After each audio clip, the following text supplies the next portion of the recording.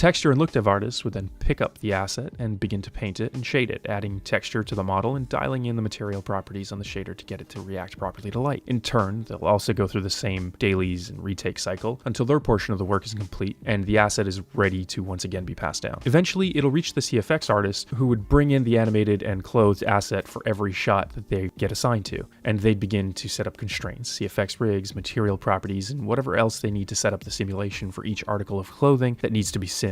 They'd then cache that out, usually on a render farm, quality check a render in dailies, where they'd often go back and forth resimming, fixing issues, usually related to pesky interpenetrations or assets being out of sync with animations, and ultimately get approval and passed on for final lighting and compositing. As mentioned before, since clothes are essentially just standard 3D models, you can create many garments in any typical CG software like Maya, Blender, or C4D, whatever you're comfortable with, or whatever the studio you're working at forces you to use. And then you'd likely do an additional sculpting pass in ZBrush or maybe Blender. And while even though you would typically be simulating the larger cloth folds later on in another software, you'd often want to sculpt in some smaller detail folds directly into the model ahead of time. If you're modeling a cartoon character, this might be easier to handle since you're not looking to create hyper-realistic simulated cloth folds. When it comes to simulating realistic clothing, and frankly if you want a more pleasant experience modeling clothes, Marvelous Designer has become the industry's go-to. It'll allow you to design your clothing patterns the same way as the pants you're currently wearing, or at least the ones I hope you're currently wearing. From there, you can stitch it together and start simulating it, rolling up the sleeves and generally placing and getting it to fall right in real time. It provides a very realistic base to start from, where you can then pull it into other softwares and add further detail.